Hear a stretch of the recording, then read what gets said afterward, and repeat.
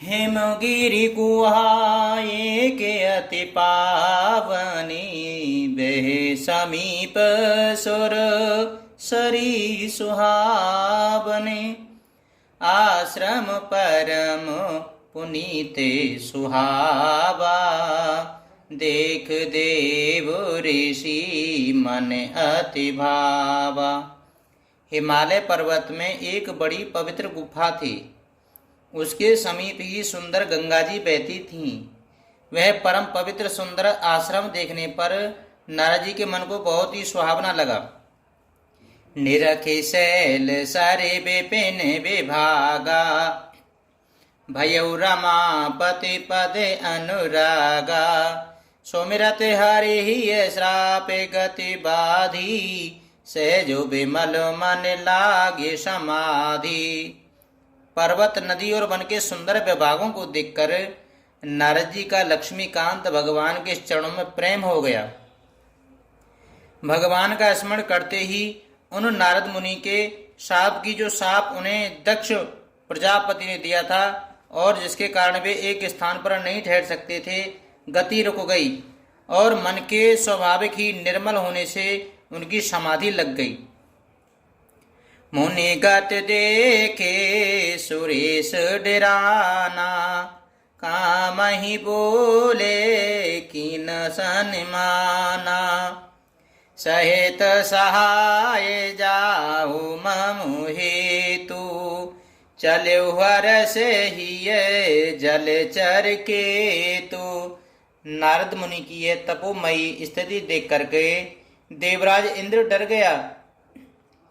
उसने कामदेव को बुलाकर उसका आदर सत्कार किया और कहा कि मेरे हित के लिए तुम अपने सहायकों सहित नारद जी की समाधि को भंग करने जाओ। यह सुनकर के मीन ध्वज कामदेव मन में प्रसन्न होकर के चला। सुना सिर मन महु अति त्रासा, चैत देव ऋषि में पोरे बासा। जे कामी लोलुप जग माही, कुटिल काक एव सबहि डेराही। इंद्र के मन में यह डर हुआ कि देवऋषि नारद मेरी पूरी अमरावती का निवास राज्य चाहते हैं। जगत में जो कामी और लोभी होते हैं वे कुटिल कौए की तरह सबसे डरते हैं। सूखे हाड़ ले भाग सट, स्वान निरखे मृगराज। छीन ले जन जान जड़, तिम सुर पतहि न लाज। सियापति रामचंद्र जी की जय, पवन सुत हनुमान जी की जय। जैसे मूर्ख कुत्ता सिंह को देख करके सूखी हड्डी लेकर के भागे और वह मूर्ख ये समझे कि कहीं उस हड्डी को सिंह छीन न ले, वैसे ही इंद्र को नारद जी मेरा राज छीन लेंगे ऐसा सोचते लाज नहीं आती है। ते आश्रम ही मदन जब गयहु, निज माया बसंत निर्मयहु। कुसुमित विविध बिटपे बहुरंगा, कूजई कोकिल गुंजई भृंगा। जब कामदेव उस आश्रम में गया तब उसने अपनी माया से वहां बसंत ऋतु को उत्पन्न किया। तरह तरह के वृक्षों पर रंग बिरंगे फूल खिल गए, उन पर कोयलें कूकने लगीं, भौरे गुंजार करने लगे। चली सुहावने त्रिवेदी बयारी, काम कृषानु बड़ा बनिहारी। रंबाद किशोर नारे नवीना, सकल असम सरे कला प्रवीणा। कामाग्नि को भड़काने वाली 3 प्रकार की शीतल मंद और सुगंध सुहावनी हवा चलने लगी। रंबा आदि नवयुतियां देवांगनाएं जो सब की सब काम कला में निपुण थीं। करही गाने बहुताने तरंगा, बहुविध कीणई पानी पतंगा। देखी सहाय मदन हर्षाना, कीन सी मुनि प्रपंच विधि नाना। वे बहुत प्रकार के तानों की तरंग के साथ गाने लगीं और हाथ में गेंद लेकर के नाना प्रकार के खेल खेलने लगीं। कामदेव अपने इन सहायकों को देखकर बहुत प्रसन्न हुआ और फिर उसने नाना प्रकार के माया जाल किए। कामे कला कछु मुनि न व्यापी, निज भय डरे मनोभव पापी। सीम की चापी सकई को तासु, बड़े रखवार रमापति जासु। परंतु कामदेव की कोई भी कला मुनि पर असर न कर सकी। तब तो पापी कामदेव अपने ही नाश के भय से डर गया। लक्ष्मीपति भगवान जिसके बड़े रक्षक हों, भला उसकी सीमा मर्यादा को कोई दबा सकता है क्या? सहित सहाय सभीत यते, माने हारे मनु में। गहे सी जाय मुनि चरण तब, कह हटे सोरत बेन। सियापति रामचंद्र जी की जय, पवन सुत हनुमान जी की जय। तब अपने सहायकों समेत कामदेव ने बहुत डरकर और अपने मन को हार मानकर बहुत ही आर्त दीन वचन कहते हुए मुनि के चरणों को जा पकड़ा।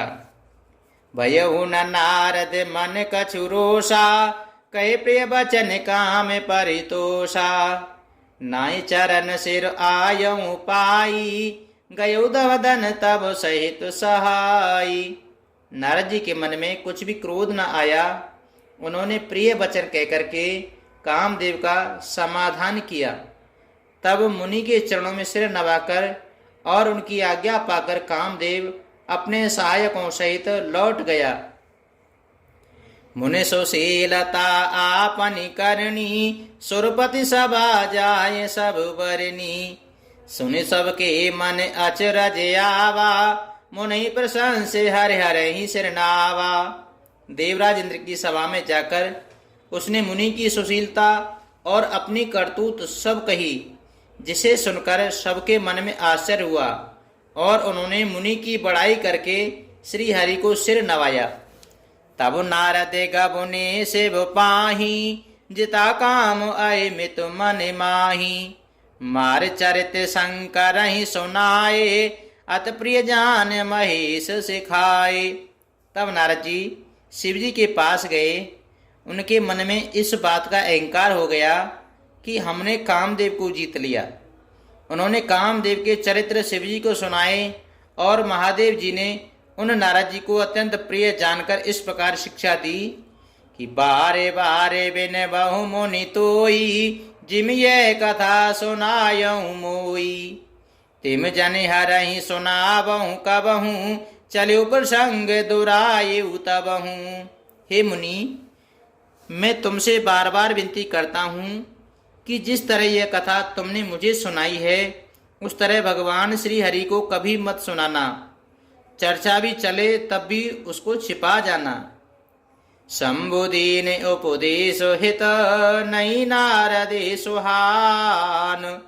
भरद्वाज कौतुक सुनहु, हरि इच्छा बलवान। सियापति रामचंद्र जी की जय, पवन सुत हनुमान जी की जय। यद्यपि शिव जी ने यह हित की शिक्षा दी, पर नारद जी को वह अच्छी न लगी। हे भारद्वाज, अब कौतुक तमाशा सुनो। हरि की इच्छा बड़ी बलवान है। राम कीन चाहई सोई सोई, करे अन्यथा अस नहीं कोई। शंभु बचन मुनि मन नहीं भाए, तव बिरंच के लोक सिधाए। श्री रघुनाथ जी जो करना चाहते हैं वही होता है। ऐसा कोई नहीं जो उसके विरुद्ध कर सके।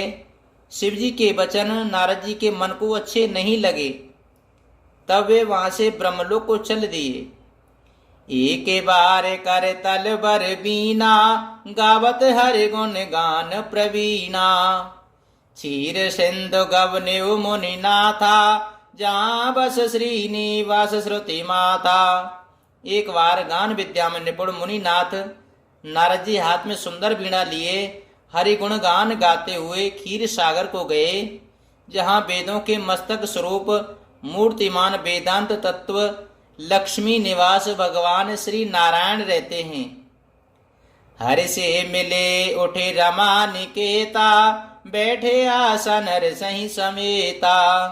बोले बेअस चराचर राया, बहुते दिनन कीन मुनि दाया। रमा निवास भगवान उठ करके बड़े आदर से उनसे मिले और ऋषि नारद जी के साथ आसन पर बैठ गए। चराचर के स्वामी भगवान हंसकर के बोले, हे मुनि, आज आपने बहुत दिनों पर दया की। कामुचरित नारद सब भाषे, यद्यपि प्रथम बार जहीं से वे राखे। अति प्रचंड रघुपति के माया, जय न मोए अस को जग जाया। यद्यपि श्री शिव जी ने उन्हें पहले से ही वर्ज रखा था, तो भी नारद जी ने कामदेव को सारा चरित्र भगवान को कह सुनाया। श्री रघुनाथ जी की माया बड़ी ही प्रबल है। जगत में ऐसा कौन जन्मा है जिसे वह मोहित न कर दें। रूख बदन करे बचन मृदु, बोले श्री भगवान। तुमरे सुमिरन ते मिटई, मोय मार मदमान। सियापति रामचंद्र जी की जय, पवन सुत हनुमान जी की जय। भगवान रूखा मुंह करके कोमल वचन बोले, हे मुनिराज, आपका स्मरण करने से दूसरों के मोह, काम, मद और अभिमान मिट जाते हैं। फिर आपके लिए तो कहना ही क्या है। सुन मुनि मोए होए मन ताके, ज्ञान विराग हृदय नहीं जाके। ब्रह्मचर्य व्रत रत मत धीरा, तुम ही की करई मनोभव पीरा। हे मुनि सुनिए, मोह तो उसके मन में होता है जिसके हृदय में ज्ञान वैराग्य नहीं है। आप तो ब्रह्मचर्य व्रत में तत्पर और बड़े धीर बुद्धि हैं, भला कहीं आपको भी कामदेव सता सकता है। नारद कयो सहित अभिमाना, कृपा तुम्हारी सकल भगवाना। करना नित्य मन दीखो विचारी, और अंकुर गर्भ तरु भारी। नारद जी ने अभिमान के साथ कहा, भगवान, ये सब आपकी कृपा है। करना निधान भगवान ने मन में विचार कर देखा कि इनके मन में गर्भ के भारी वृक्ष का अंकुर पैदा हो गया है। बेग सो में डारे हूँ खारी, पन हमार सेवक हितकारी। मुनि कर हित मम कौतुक होई, अवश्य उपाय करब में सोई। मैं उसे तुरंत ही उखाड़ फेंकूंगा, क्योंकि सेवकों का हित करना हमारा प्रण है। मैं अवश्य ही यह उपाय करूंगा जिससे मुनि का कल्याण और मेरा खेल हो जाए। तब नारद हरे पद सिर नाई, चले हृदय अयमित अधिकाई। श्रीपति निज माया तब प्रेरी, सुनो कठिन करनी ते केरी। तब नारद जी भगवान के चरणों में सिर नवाकर चले। उनके हृदय में अभिमान और भी बढ़ गया। तब लक्ष्मीपति भगवान ने अपनी माया को प्रेरित किया। अब उसकी कठिन करनी सुनो। बिरचेऊ मगमहु नगर तही, सतजो जनो विस्तार। श्रीनिवास पुर ते अधिक, रचना विविध प्रकार। सियापति रामचंद्र जी की जय, पवन सुत हनुमान जी की जय। उस हरि माया ने रास्ते में 100 योजन यानी 400 कोस का एक नगर रचा। उस नगर की भांति भांति की रचनाएं श्री लक्ष्मी निवास भगवान विष्णु के नगर बैकुंठ से भी अधिक सुंदर थीं। बसहि नगर सुंदर नर नारी, जन बहु मन से रति तनुधारी। तेपुर बसहि शील निधि राजा, अगणित है गए सेन समाजा। उस नगर में ऐसे सुंदर नर नारी बसते थे मानो बहुत से कामदेव और उनकी स्त्रियां रति ही मनुष्य शरीर धारण किए हुए हों। उस नगर में शील निधि नाम का राजा रहता था, जिसके यहाँ असंख्य घोड़े, हाथी और सेना के समूह टुकड़ियां थीं। सत सुरेश सम विविध विलासा, रूप तेज बल नीत निवासा। विश्व मोहनीता सुकुमारी, श्री विमोय जसुरे पुनिहारी। उसका वैभव और विलाप 100 इंद्रों के समान था। वह रूप, तेज, बल और नीति का घर था। उसके विश्व मोहिनी नाम की एक ऐसी रूपवती कन्या थी जिसके रूप को देख करके लक्ष्मी जी भी मोहित हो जाएं। सोई हारे माया सब गुण खानी, शोभा तासु की जाई बखानी।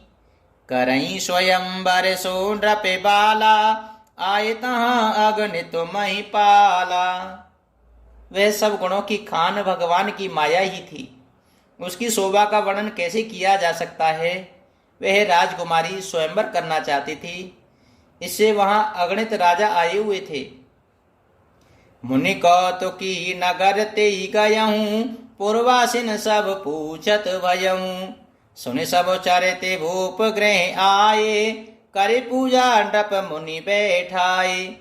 खिलवाड़ी मुनि नारद जी उस नगर में गए और नगर वासियों से उन्होंने सब हाल पूछा।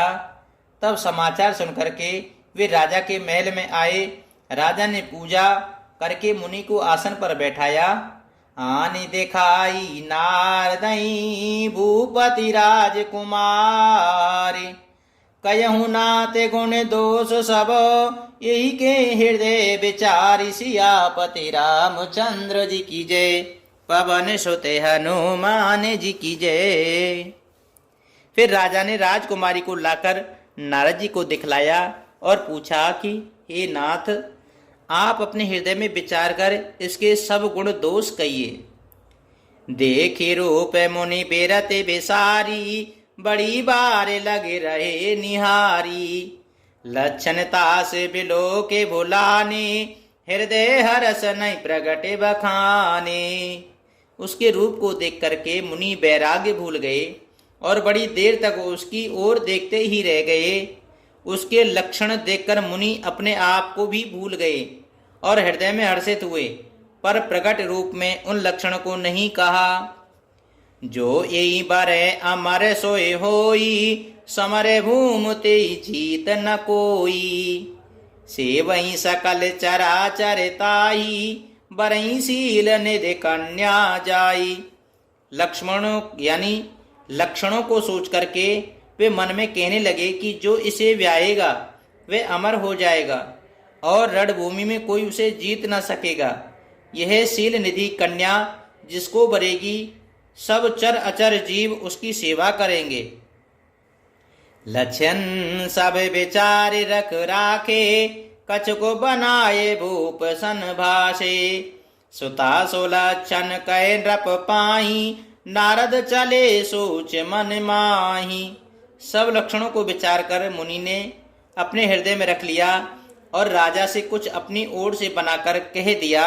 राजा से लड़की के सुलक्षण कहकर नारद जी चल दिए, पर उनके मन में यह चिंता थी कि करो जाए सोई जतन विचारी, जई प्रकार मोहि बरे कुमारी।